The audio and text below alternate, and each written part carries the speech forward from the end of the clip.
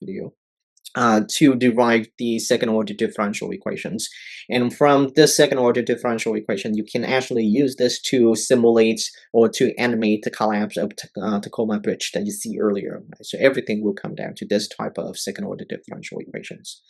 We talk about the superpositions to get the general solution. We'll explain to you later what is the superpositions.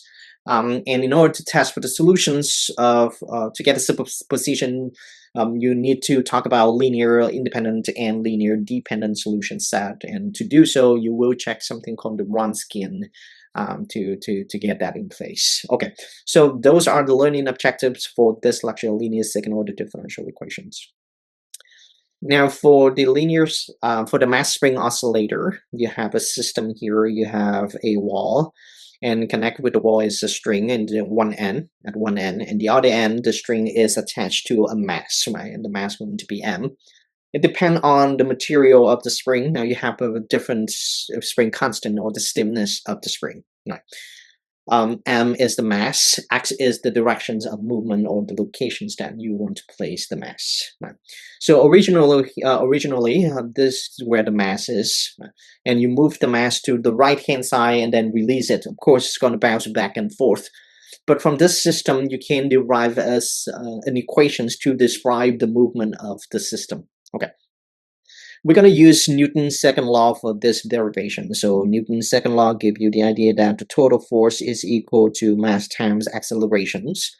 M is the mass, you know that. A is the acceleration. But in terms of differential equations, accelerations can be written as the second derivative of the position functions.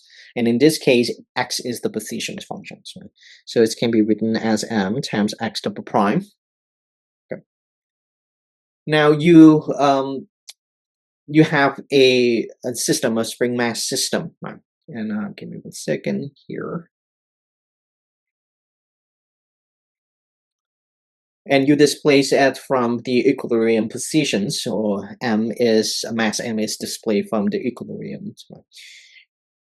And you got the following formula: F sub k is equal to negative k x. For k is positive, again, k is the stiffness of the spring. So this is called the Hooke's law. The negative signs in the equation reflect the opposing nature of the force. Okay, so negative is there. Now for the frictions of the system, right? So it depends on the surface material. You may have different coefficients or frictions coefficients. Okay, but the frictions is there in the system. So F sub little f stands for frictions, is equal to negative b times x prime, because it's kind of pulled back the position functions or the mass in this case, right? Now external force. So sorry, then this is frictions coefficients. So b is frictions coefficients or the damping coefficient. And b is greater than or equal to 0. So when b is equal to 0, there's no friction in the system. So most of the time, b is greater than 0. Now for external force, I'm gonna use F ext, stand for external. There's some forces applied to the system.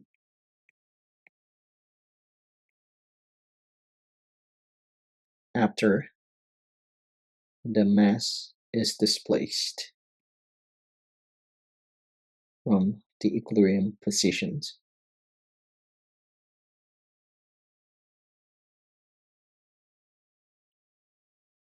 Okay, so those are the informations that you need to derive this mass spring system. Okay, you're going to use Newton's second law.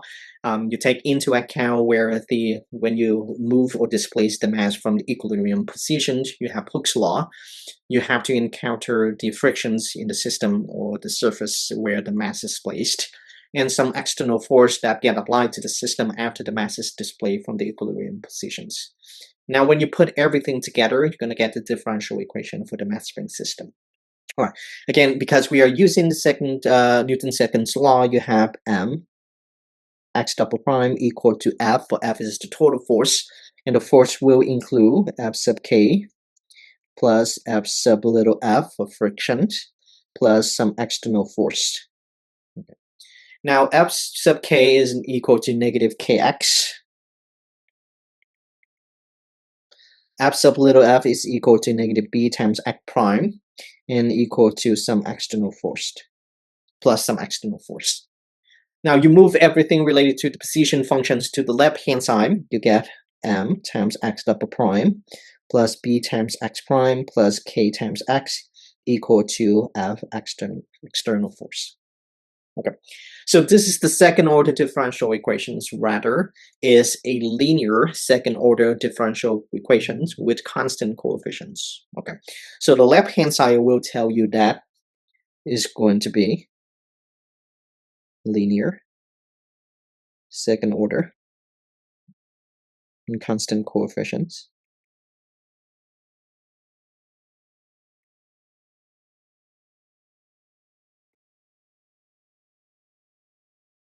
Okay.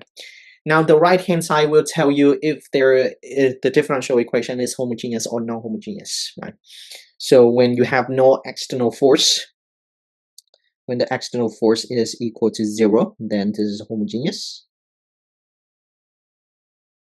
When you have the external force is different from 0, you have a non-homogeneous differential equations. Okay, so again, for this differential equation, the left hand side will tell you about the linearity, the order, in this case, the second order differential equations, and all the constant that you see in front of the dependent variable is in its derivative. Therefore, this is the constant coefficients. And the right hand side will tell you if the differential equation is homogeneous or non-homogeneous. In the case where you don't have any external force, then that's going to be the homogeneous differential equations. Where there is the external force, the differential equation is non-homogeneous. Okay. Any questions so far? I have a question on what the difference between second order and first order DEs are. Okay. Like, it's not super clear like what the difference is to me. Okay. So the second order is that the highest derivative is 2. Right. So in this case, you see, yes, there's second derivative, there's the first derivative, but the highest derivative is 2. Therefore, it's classified as the second order differential equation. Does that make sense there? Yeah, it does make sense. I just thought it was different from like the category of like the order of a differential equation. But like we're just going over the applications of second orders, right?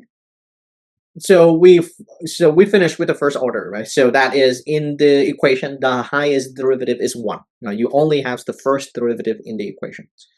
Okay, but now we move on to the second order differential equations techniques. That is, the highest derivative in the equation is 2, the second derivative.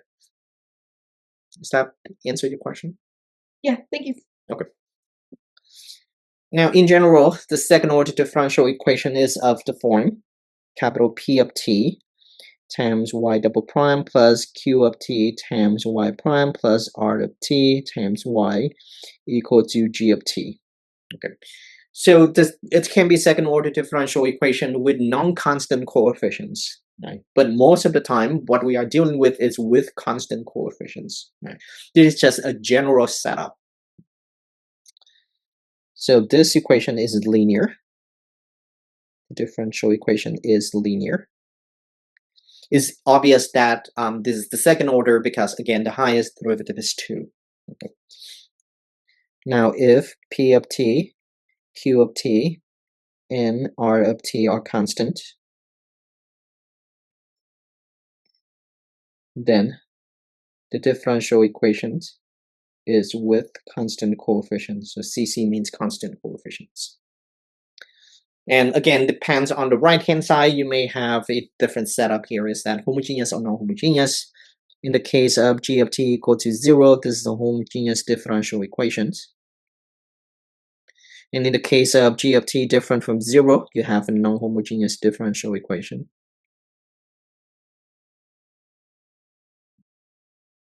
Any questions? No. Now we're going to study a bunch of solution techniques to solve the second order differential equations. The first one we're going to encounter is method of characteristic.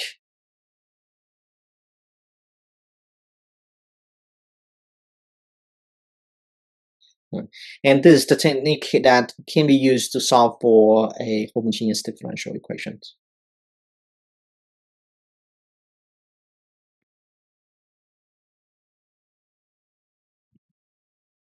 The next one is reductions of order.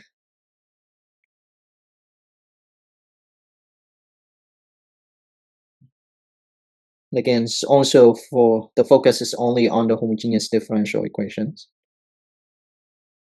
So reductions of order is that you are now working with the second order, right, or order 2 of differential equation. We're going to reduce that to the first order differential equation and work with it. Okay, that's the idea of reduction of order. The next one is method of undetermined coefficients.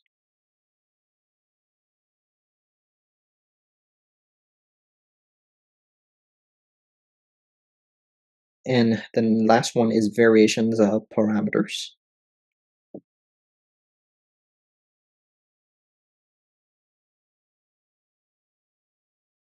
And these two methods focus on solving non-homogeneous differential equations. Okay, so foreshadowing on this technique. So let's take another 10-minute break now. When we get back, we will go over some definitions. So there's a lot of definitions in theorem in this lecture. It's a little bit heavy on that, and it's a little bit abstract at time. But I hopefully can walk you through all of these definitions in theorem, okay? And please let me know if you have any questions. So let me stop right here for the time being. We're going to come back at, so this is 45, let's say 45. We're going to come back at 55, 9:55 to go over the, to continue with this lecture, okay? So let's consider the differential equations of this form. Again, I kind of repeat myself here at this point that you have the second order differential equation of the form P of t times y double prime plus Q of t times y prime plus R of t times y equal to G of t. So suppose P of t, Q of t, and R of t are constant. That's why you have constant coefficients. And G of t equal to 0, so the right-hand side is equal to 0. Then the homogeneous linear second order differential equation with constant coefficient is written in this form. And now later on, probably somewhere in lecture 9, I will talk about non-homogeneous differential equations. That is where G of t is different from 0. But for now, the focus is only on the homogeneous differential equations. Let's talk about the superpositions of the differential equations. So let y1, y2, y sub k be solutions of homogeneous n-order differential equations. N-order means that the highest derivative in the differential equation is n. But particularly in this lecture, the highest derivative is 2. So if you consider just the second order differential equations, then you only have 2 solutions, y1 and y2. But for the differential equations of n order, then you have n solutions in this case. So the you have n solutions, not k solutions, n solutions. Then the linear combinations of y equal to c1 y1x plus c2 y2x plus dot dot dot plus c sub n y sub nx, where c1, c2 up to cn are arbitrary constant,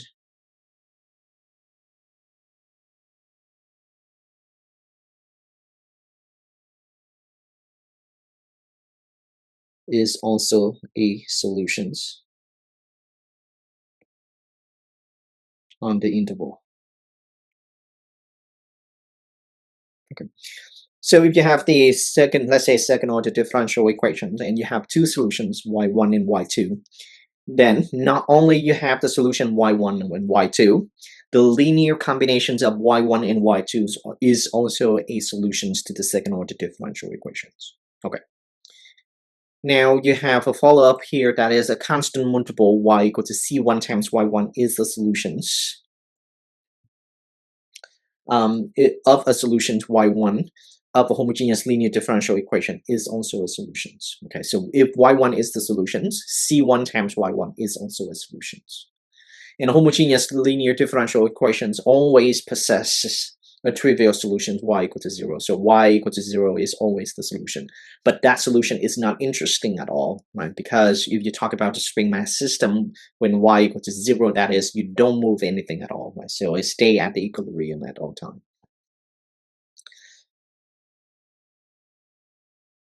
Now, the superposition principle, let's talk about some of the applications that you can come up with is that if you listen to a music, to a song, right? So there should be a combinations of many instruments, not including the voice, right? And now you have a guitar, the sound from a guitar, a sound from a piano, from a drum. So let's say the guitar plays one note, a piano plays another notes, and the drum plays different bits or something like that. But when you hear whatever your ear hear is the linear combinations of all the sound combined together. Does that make sense to you? No? So that's an example of the superposition principle. Okay. Now let's move on to a linear dependence and linear independence solutions. Now a set of solutions f1, f2, up to fn is said to be linearly dependent on the interval I if there exists a constant c1, c2, up to cn not all 0, such that c1 f1 of x plus c2 f2 of x plus up to c sub n f sub n of x equal to 0 for every x in the interval. Okay. If the set of solution is not linearly dependent on the interval, it is said to be linearly independent.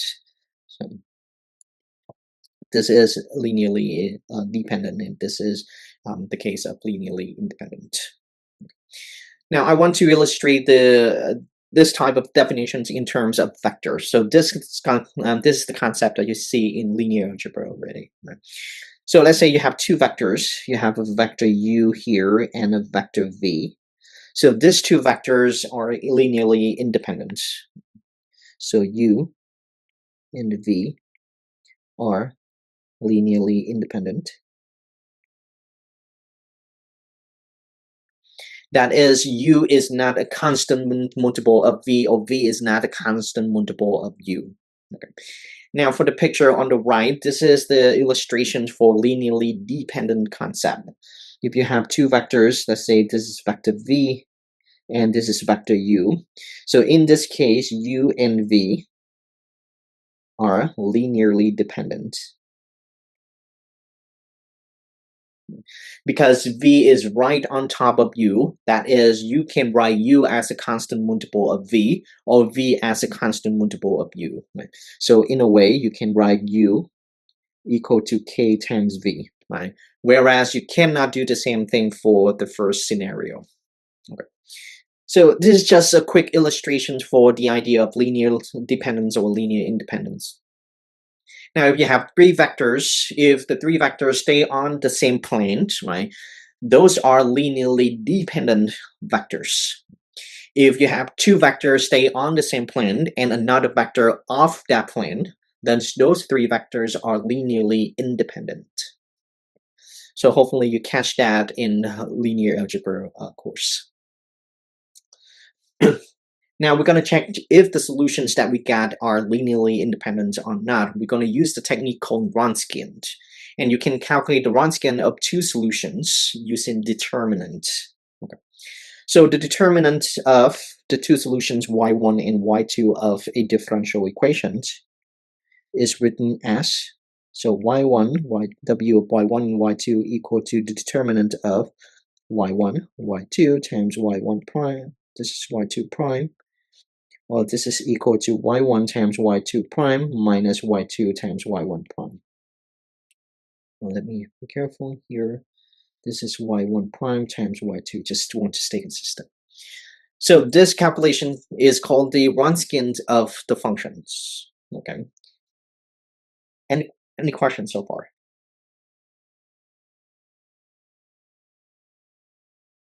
No. Okay. If the Wronskian is different from 0, then the solutions are linearly independent.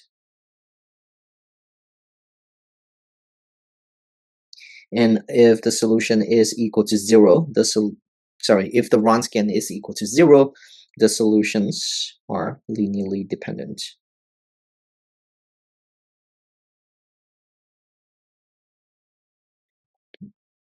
So not only that you get the solutions to be linearly independent, another conclusions that we can draw from this calculation of the Wronskian is that you have something called the fundamental set of solutions.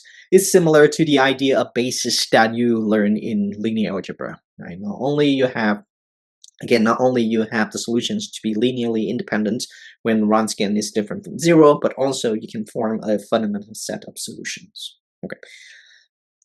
This calculations is only for two solutions because we are focusing on the second order differential equations. If you have the nth order differential equations, then the formula should be more complicated. Right? Let's say if you have three solutions, or you're working with a third order differential equation, you have three solutions, then the determinant is going to be a 3x3 determinant instead of 2x2 determinant for the case of the second order differential equations. Now, if you have a fourth order differential equations and you obtain four solutions, then the Wronskian will give you a 4x4 determinant. And therefore, in general, if you have the n order differential equations, the determinant is the n by n determinant. And it's a little bit more tricky to do those type of determinant. But for our problem, we only focus on the second order differential equation, so you obtain two solutions, y1 and y2, and therefore the Wronskian is only the 2x2 determinant. Again, when the Wronskian is different from 0, not only you can draw the conclusions that the solutions are linearly independent, but also the conclusions that the solutions form the fundamental set of solutions on the interval of considerations. Now, for the general solutions, if you have the fundamental set of solutions for the n order differential equation, the general solution is going to be y equal to c1 y1x plus c2 y2x plus c sub n y nx. Okay, so this is the general solutions where c1, c2 up to cn are arbitrary constant.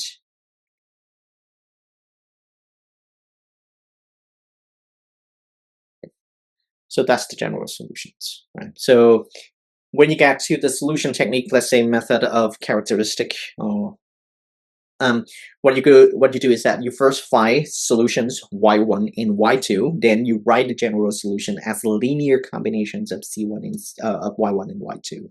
Okay. Now I'm going to show that the functions y1 equal to e to the 3x and y2 equal to e to the negative 3x are both solutions of the homogeneous equations y double prime minus 9y equal to 0. Eventually, when we get to the method of characteristic, I will show you how to obtain these solutions, y1 and y2. But for the moment, these solutions are given, and we just need to check the solutions to check if the functions are in fact the solution of the given differential equations. Okay. So let's do that. So y1 is equal to e to the 3x.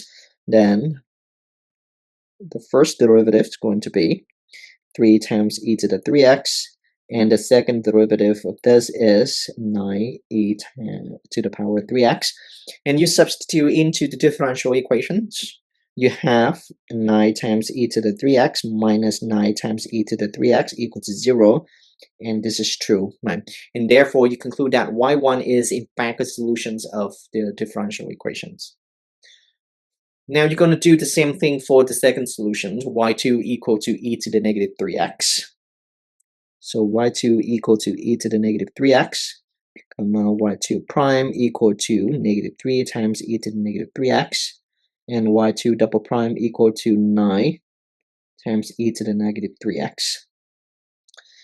We get a second derivative, substitute into the differential equations. You have the zero derivative, substitute into that as well.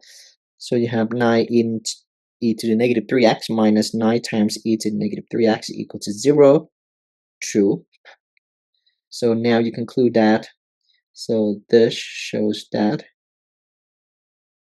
y1 equal to e to the 3x and y2 equal to e to the negative 3x are solutions. of the differential equation y double prime minus 9y equal to 0 on the interval from negative infinity to positive infinity. Why that interval? Because the solutions are exponential functions and domain of the exponential function is from negative infinity to positive infinity. Any questions so far? Okay. So if you don't have any questions, let me move on to number 2. Right. So suppose y1 is equal to e to the r1t and y2 is equal to e to the r2t. Right? So these two functions are the solutions of the differential equations. Right? We don't care about checking it at this point, but what we care is that can you show that they form a fundamental set of solutions if r1 different from r2? Okay, so in order to get the idea of fundamental set of solutions, we need to calculate the Wronskian of the two functions. So the Wronskian is going to be y1, y2, y1 prime, y2 prime. In this case, y1 is equal to e to the r1t, so r1 is just a constant, r2 is also a constant. So r1t, the derivative of y1 or derivative of e to the r1t is r1 times e to the r1t, and y2 is e to the r2t.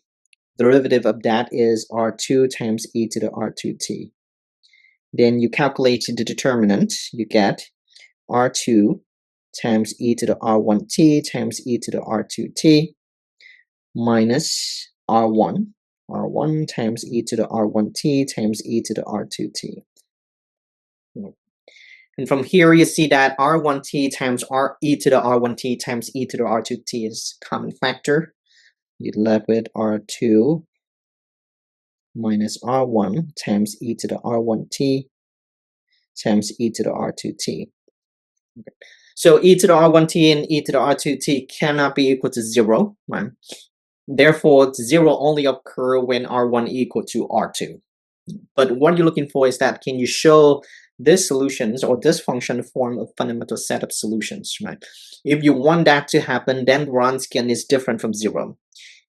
When the Wronskian is different from 0, it implies that r2 minus r1 has to be different from 0 or r1 is different from r2.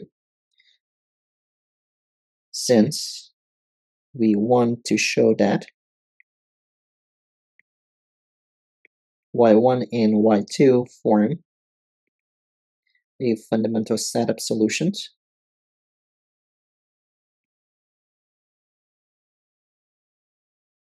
we need the Wronskian to be different from 0 or r2 minus r1 different from 0, which implies that r1 is different from r2. Okay.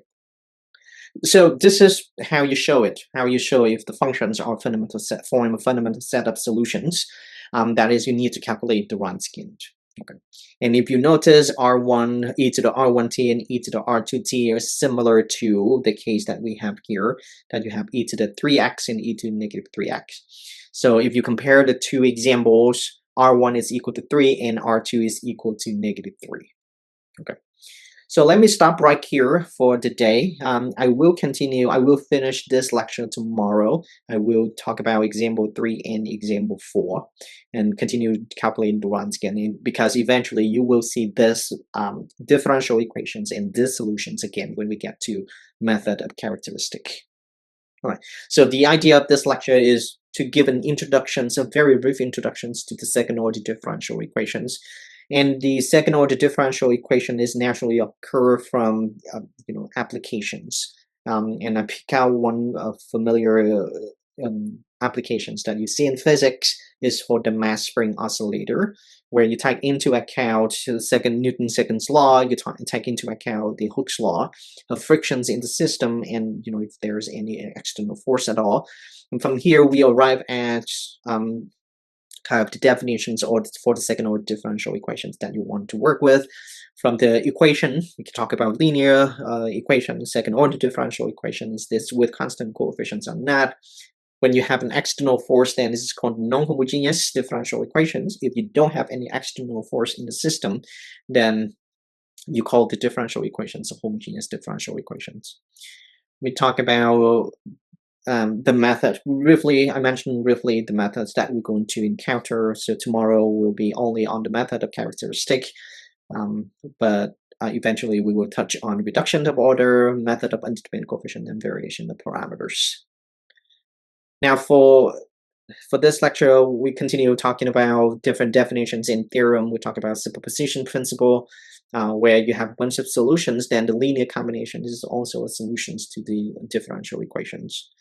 We talk about linear independence and linear dependent solutions, and you can check that if solutions are linearly independent or not.